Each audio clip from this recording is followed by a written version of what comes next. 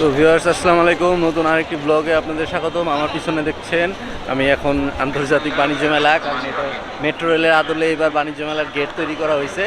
ভিতরে ঢুকছি 40 টাকা টিকিট কেটে, এবং এখানে আসার প্রসেসটা খুব সহজ, কারণ যোগাযোগ ব্যবস্থাটা খুব সহজভাবে করে দেওয়া হয়েছে। আপনার পুরীর বিশ্ব রোড থেকে জাস্ট হচ্ছে আপনার 35 টাকা বিআরটিসি টিকিট কেটে জাস্ট 40 মিনিট সময় লাগবে এই বাণিজ্য মেলায় চলে। এবং এই জায়গায় আসতে হলে সরকারি ব্যবস্থা করে দিছে, ট্রান্সপোর্টেরও ব্যবস্থা আছে। যাদের ট্রান্সপোর্ট নাই তারা চাইলে এই বিআরটিসির সুবিধাটা নিতে পারে, এবং বিআরটিসির সুবিধাটা খুব ভালো। সরাসরি পুরীর বিশ্ব রোড থেকে 35 টাকা টিকিট দিয়ে আপনার জাস্ট 30-35 মিনিটের মধ্যে এখানে চলে আসা যায়। আজকে স্যাটারডে, ছুটির দিন, ভিড় আছে কিন্তু টলারেবল ভিড়, মানে অত বেশি ভিড় না, আবার ভিড়ও আছে।